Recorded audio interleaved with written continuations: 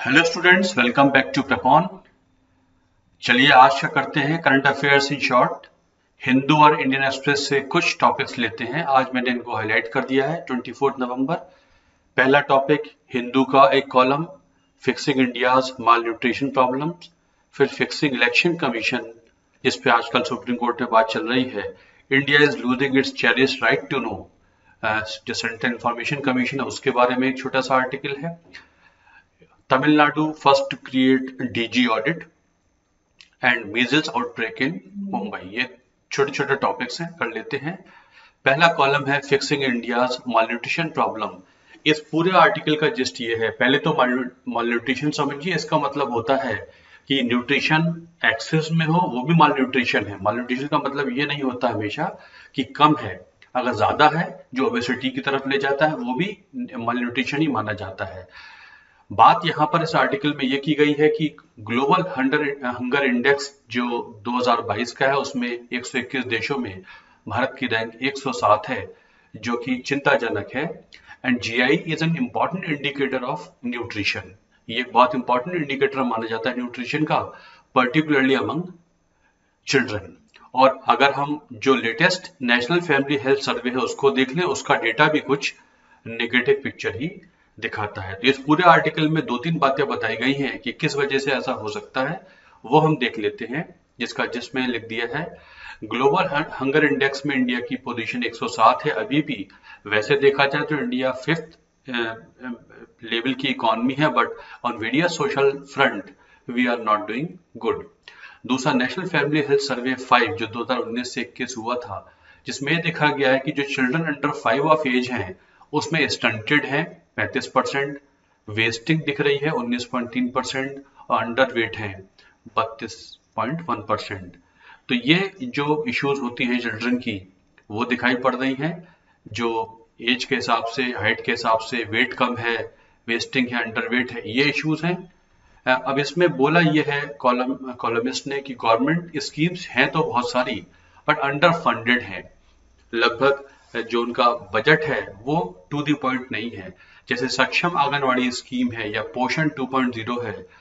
पोषण 2.0 usually adolescent girls के लिए होती है, प्रेग्नेंट वीमेन के लिए होती है, नर्सिंग मदर्स और 3 साल से कम के बच्चों के लिए होती है। तो इसमें बताया है एग्जाम्पल के तौर पे कि जो बजट 2022-23 में एलोकेशन है वो 1% पिछले बजट से जो खर्चा हुआ है उससे 1% से भी कम इंक्रीज दिया गया है, जबकि काफी ज्यादा चाहिए। जो न्यूट्रिशन देने का, अगर जिन चीजों से न्यूट्रिशन दिया जा सकता है उसको देखें तो ओनली 41% ही हम मीट कर पा रहे हैं रिक्वायरमेंट। अभी भी काफी पैसा ज्यादा चाहिए। तो एक तो अंडर फंडेड है गवर्नमेंट स्कीम्स।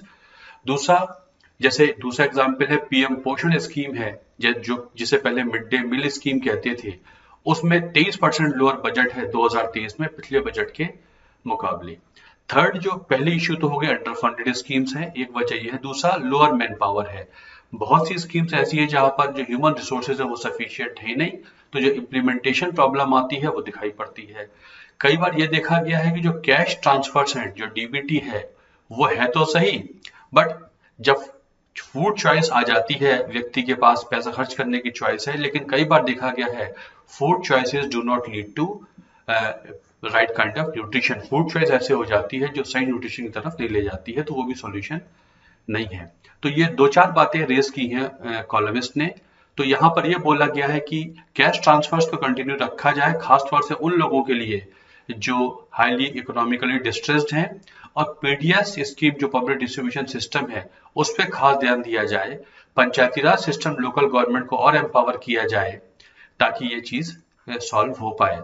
अल्टीमेटली अगर जो हमारा डेमोग्राफिक डिविडेंड की हम जो बात करते हैं उसमें अगर जो बच्चे हैं वो अंडर न्यूट्रिशन रहेंगे तो उनका जो फिजिकल डेवलपमेंट है, कॉग्निटिव डेवलपमेंट है, वो पूरी तरीके से नहीं होगा। और हमको जो हम डिविडेंड की बात करते हैं, जो हमारी डेमोग्राफिक डिविडेंड है, वो डेमोग्राफिक लायबिलिटी बन जाएगा। हमारे पास ऐसे लोग जो होंगे जो अंडर परफॉर्मर्स होंगे, और वो विकसित भारत को या विकसित होने वाले भारत को नहीं चाहिए। मैंने पिछले आर्टिकल में कुछ समय पहले बताया था कि एक स्कीम बताई थी कॉलमिस्ट ने कि कैसे भारत 2047 तक विकसित हो सकता है, जिसमें 7% से हमें ग्रो करना पड़ेगा आने वाले 20 साल तक, तब ऐसा हो पाएगा। उसके लिए जो हमारा जो यूथ है, जो बच्चे हैं, उनका सही हेल्थ और सही न्यूट्रिशन होना जरूरी है। तो basically it is a case of mall nutrition. कैसे कैसे ठीक हो सकता है, क्या इसकी इश्यूज हैं, इस आर्टिकल का जस्ट ये है। अगला आर्टिकल जो बहुत दिन से चल रहा है, फिक्सिंग इलेक्शन कमीशन, इसमें कुछ ही कल मैंने ही बताया था इसके बारे में आपको, दो चार बातें इसमें फिर बता देता हूँ आर्टिकल के बेस पर। एक तो ये है कि इलेक्शन कमीशन को लेके बात ये आ रही है, इलेक्शन कमीशन का कॉम्पोजिशन कैसे डिसाइड हो, वो चर्चा का विषय है। दूसरा ये है, number of election commissioners decided नहीं है, संविधान ने तो बहुत कम ही बातें इसके बारे में बताई है, कानून भी जो लिखा हुआ है वो भी काफी मार्जिन दे देता है। दूसरा, जो इलेक्शन सीईसी है उसका तो सिक्योरिटी ऑफ टेन्योर होता है, कि उसको सिक्योरिटी ऑफ टेन्योर का मतलब है कि उसको हटाना आसान नहीं है, इम्पीचमेंट से हटाया जाएगा।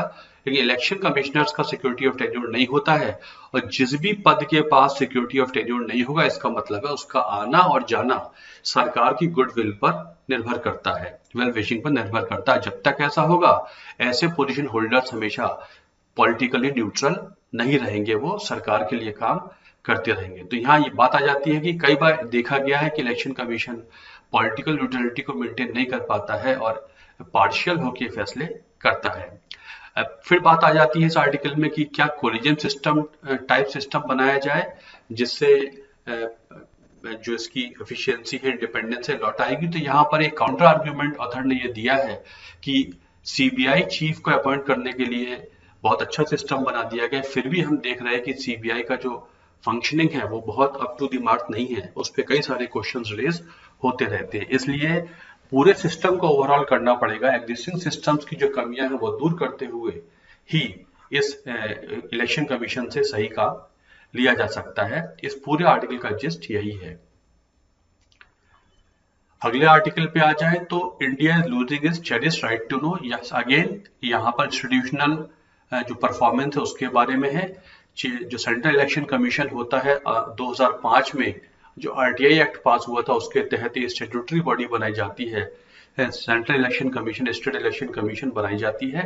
अब यहाँ पर यह बताया गया, पहले तो एक्ट के अनुसार जो जो ईसी सीआईसी वगैरह होते थे, जो कि इंफॉर्मेशन कमिश्नर्स हैं, उनका स्टेटस चीफ इलेक्शन कमिश्नर के बराबर होता था और सुप्रीम कोर्ट के जज के बराबर सैलरी वगैरह होती थी। लेकिन ये सब अब सरकार ने अपने हाथ में ले लिया है। 2019 में जो अमेंडमेंट हुआ है उसके अनुसार अब centre gave itself powers to change and decide these terms whenever it wish. अब सरकार के हाथ में आ गया है सब कुछ। इसका मतलब ये जो बॉडी है जो गुड गवर्नेंस में बहुत इंपॉर्टेंट रोल प्ले करती है, बिकॉज ट्रांसपेरेंसी के बिना गुड गवर्नेंस नहीं हो सकती, और ट्रांसपेरेंसी इंश्योर करने के लिए बहुत इंपॉर्टेंट रोल प्ले करता है सूचना आयोग। तो यहां पर इसको लेके बात आई है, CIC was functioning institution and until 4 years ago। कुछ ऐसे फैसले आए थे 2013 में, बोला था इलेक्शन का इंफॉर्मेशन कमीशन ने कि पॉलिटिकल पार्टीज पब्लिक अथॉरिटीज हैं और पब्लिक अथॉरिटीज को आरटीआई के अंदर लाया जा सकता है। अच्छा फैसला था। प्राइम मिनिस्टर की एजुकेशन क्वालिफिकेशन पर डिस्क्लोजर की बात की थी, जो विलफुल डिफॉल्टर्स है उनकी लिस्ट मांगी थी। पहले के फैसले तो कुछ कॉन्फिडेंस देते हैं, बट पिछले कुछ सालों से इंफॉर्मेशन कमीशन ऐसा हो गया है जैसे कि एक वॉकिंग डेड इंस्टीट्यूशन। चल तो रहा है बट इसमें गति और लाइफ दिखाई नहीं देती है। बहुत मुश्किल हो गया है इंफॉर्मेशन लेना। ये देखा गया है कि कई बार इंफॉर्मेशन मांगी जाती है तो जो डिपार्टमेंट्स कंसर्न होते हैं वो नेशनल इंटरेस्ट का क्लॉज लगाकर उसे डिस्क्लोज करने से मना कर देते हैं। एक व्यू ये देखा जा रहा है कि कई बार जब इंफॉर्मेशन कमीशन के पास कंप्लेंट जाती है तो वो कंप्लेंट इंफॉर्मेशन कमीशन उस मंत्रालय को ही सौंप देता है कि वो डिसाइड करे जिससे क्वेश्चन पूछा गया है। इसका मतलब है थ्योरी ऑफ नेचुरल जस्टिस की जहां तक बात आती है, थ्योरी ऑफ नेचुरल जस्टिस ये कहती है कि अगर कोई खुद अपने ही केस का जज नहीं हो सकता है, मंत्रालय को ही दे रहे हैं कि आप बताइए कि इसका डिसीजन लीजिए, इसका मतलब फिर तो मंत्रालय खुद ही अपने जिसके खिलाफ ही कंप्लेंट है वही उसका फैसला कर रहा है, तो it is against theory of natural justice. तो ये देखा गया है। तो इसके बारे में बात की गई है।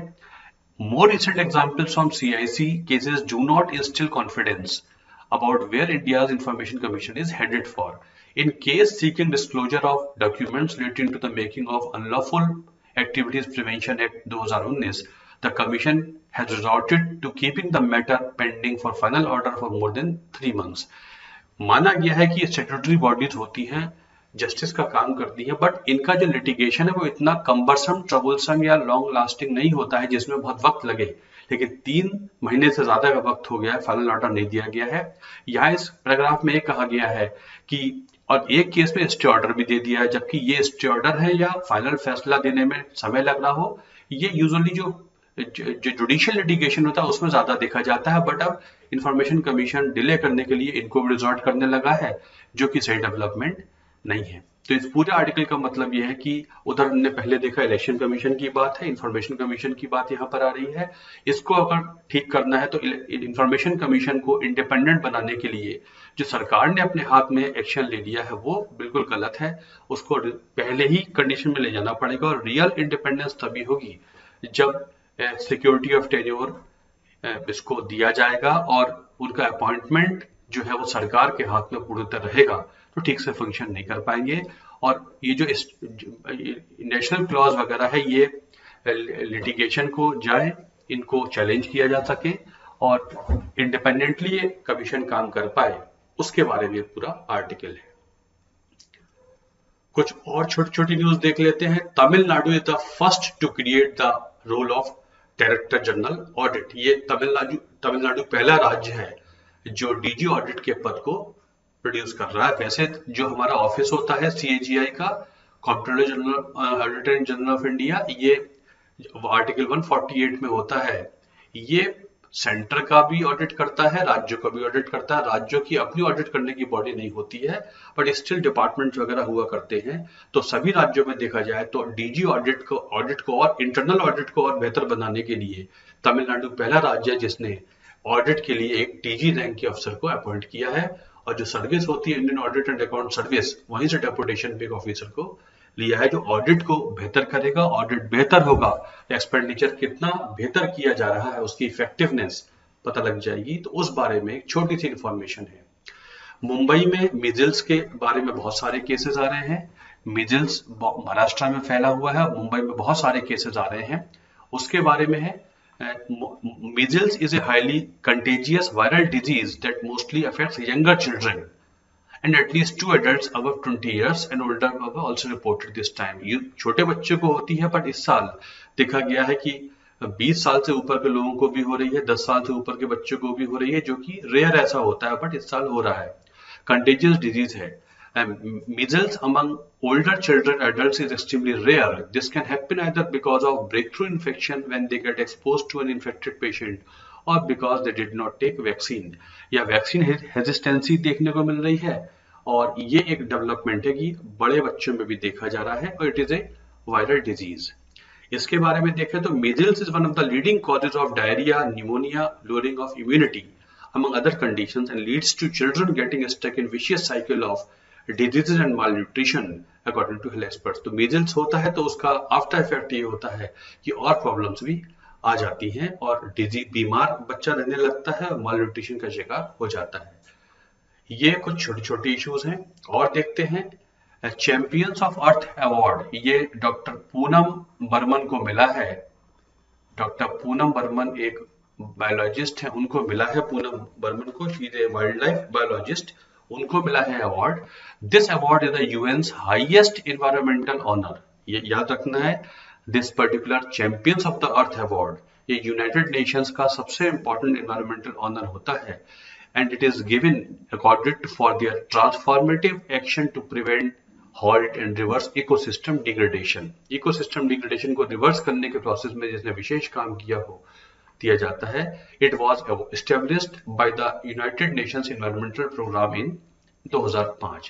Who is Dr. Burman? She is working in Assam to protect the greater adjutant storks known as Hargilla in Assamese.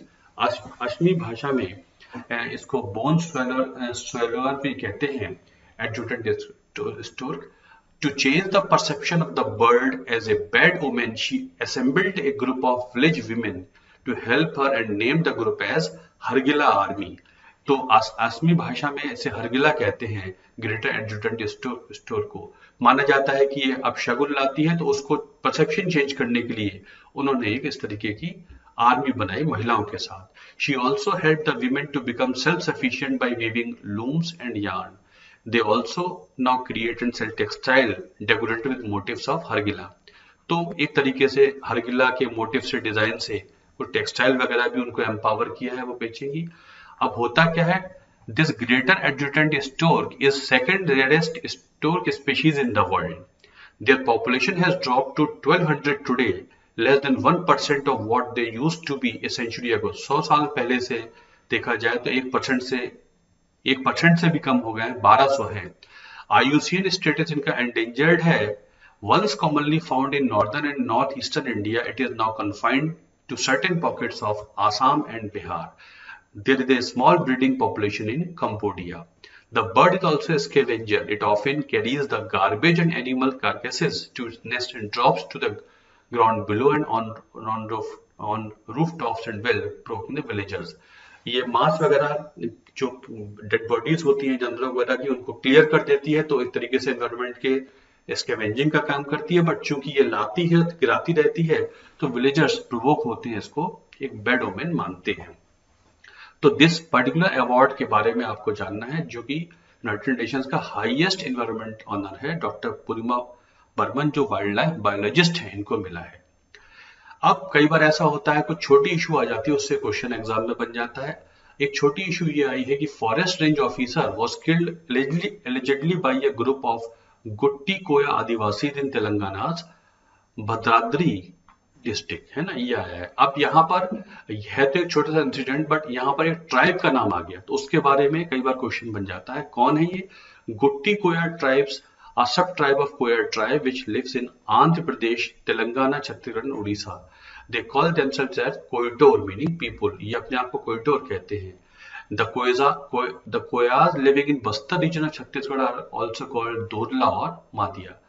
Their mother tongue is Gondi, a Dravidian language. They can also speak Odia and Telugu language. Traditionally, Koyas are pastoralists and shifting cultivators.